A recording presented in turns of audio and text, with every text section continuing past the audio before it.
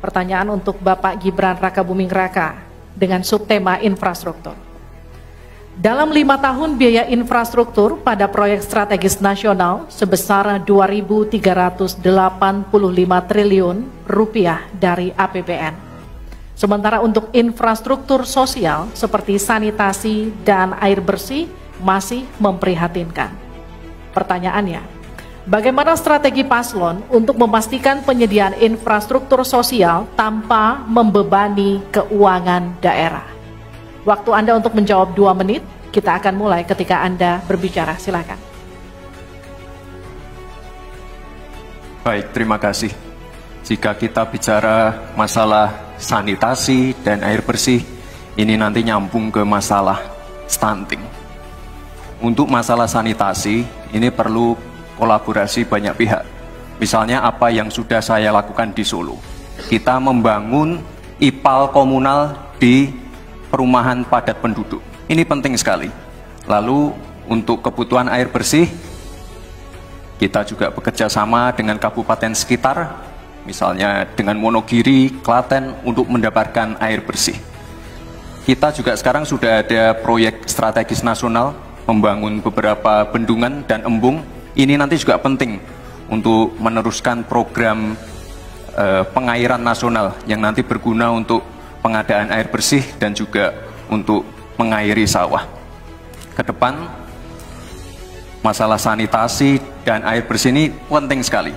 Karena kami dari paslon nomor 2 ingin menyiapkan generasi-generasi emas yang sehat dan pintar. Kalau kita mengintervensi masalah stunting, kita juga harus mengintervensi tempat tinggalnya juga. Kita tidak bisa hanya memberikan gizi tambahan untuk ibu hamil dan lain-lain, tapi kita tidak menyentuh rumah tinggalnya.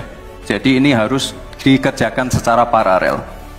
Stunting kita kerjakan, pemenuhan gizi kita kerjakan, sanitasi, drainase, air bersih, kawasan kumuh, ini harus kita selesaikan juga secara paralel. Terima kasih. Masih ada waktu? Cukup, Pak? Cukup. Baik, saya berikan waktu untuk Pak Mahfud untuk menanggapi jawaban dari Pak Gibran. Mas Gibran yang terhormat, tadi itu pertanyaan yang dibaca oleh moderator, bagaimana strategi paslon untuk memastikan penyediaan infrastruktur sosial tanpa membebani keuangan daerah. Kayaknya belum terjawab. Tadi yang dijawab tuh infrastruktur fisik semua tuh. Infrastruktur itu kan ya ada infrastruktur sosial, ya itu yang penting. Kemudian regulasi. Bagaimana Anda menyiapkan regulasi sekarang ini agar semua itu bisa berjalan dengan baik? Nah, kalau infrastruktur fisik mungkin sih bisa saja di utak-atik dari APBN, APBD gitu ini untuk ini. Tapi masalahnya kita punya problem dengan infrastruktur sosial seperti yang ditanyakan tadi. Nah, itu saya kira yang perlu dijelaskan lebih jauh. Selesai. Waktu Anda habis, baik. Kita akan ke calon wakil presiden nomor urut 1, Bapak Muhaimin Iskandar untuk menanggapi. Waktunya 1 menit. Infrastruktur yang disampaikan Pak Gibran menjadi bagian dari yang perlu disediakan. Tapi infrastruktur sosial atau infrastruktur kerakyatan, pada dasarnya kita bisa melibatkan semua pihak untuk hadir dan memberikan solusi. Contohnya infrastruktur gedung-gedung sekolah yang memberikan kesehatan, kecerdasan bagi masa depan anak didik kita.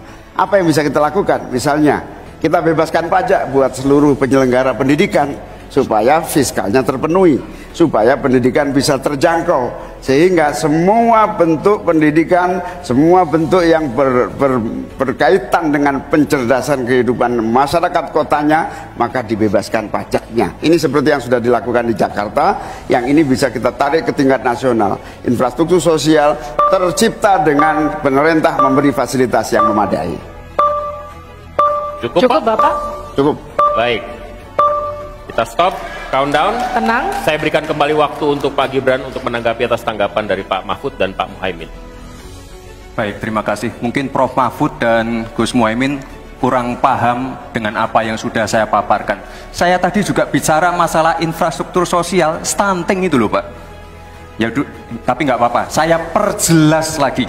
Kita punya program makan siang gratis. Banyak yang nyinyir, tapi sekali lagi Pak, program makan siang gratis ini adalah investasi menuju Indonesia emas. Program makan siang gratis 400T ini adalah stimulan untuk ibu-ibu, warteg-warteg, warung-warung, catering-catering yang ada di daerah. Bayangkan 400T mengucur ke daerah-daerah. Semua ibu-ibu ikut memasak makan siang untuk anak-anak kita. Itu Pak yang saya maksud dengan infrastruktur sosial. Program makan siang gratis, investasi ke depan untuk menuju Indonesia emas. Terima kasih. Tenang.